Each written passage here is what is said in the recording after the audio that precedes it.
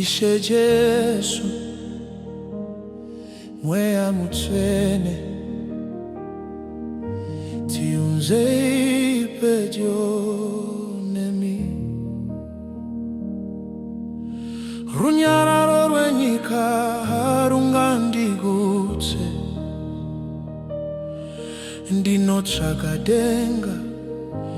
kwete pasi misodzi yangu munoiona munondishengeta nerudo rwenyu mazuva akunenge kuine rima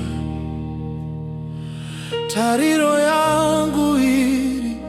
kwamurishe makavimbisa kudzoka zwakare ndakamirira Ishe wangu kunyangwe nyika ikatedera ndicharamba ndakamira zitare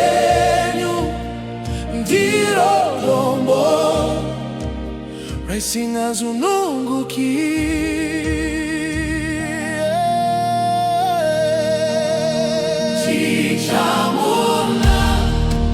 achiuya nemumakore nesimba rake nembiri yake madzishese achapfugama Jesu mambo achazuka tiri kurarama sevafambi pano hatina musha panyika maziso edu hari kudenga kwa munogara imi mambo makati tisave nekutya makati muchauya nzwi renyu richadanidzira vakarurama vachasimuka moyo wangu unopembera nokuti chokwadi ndinoziva zvamakavimbisa hamutadze kuzadzisa murishe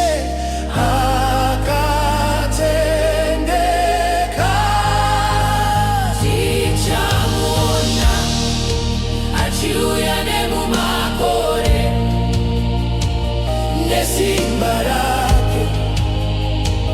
nembiri yake madzishese achapfugama Jesu mambo achadzoka oh achadzoka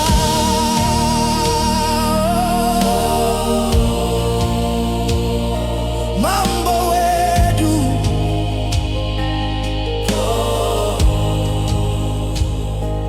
ziso neziso richamuona ndimi muchabata misozi yedu rufu ruchakundwa zvachose misozi ichapera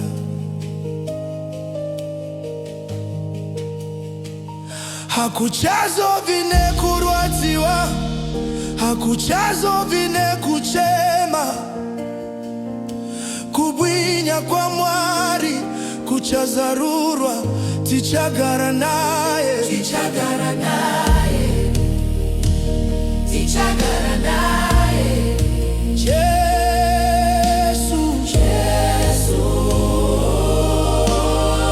tirikumirira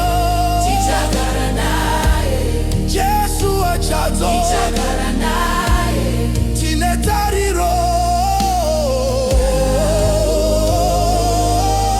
Yesu achazoka achiuyane mumakore nesimba rake nembiri yake madzishose achapfugama Jesu mambo achazoka tichamwona tichamwona tichamwona achiuyane mumakore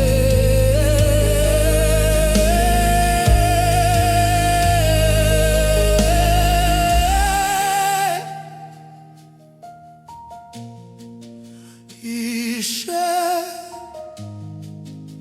takamirira huyai Jesu huyai nokukurumidza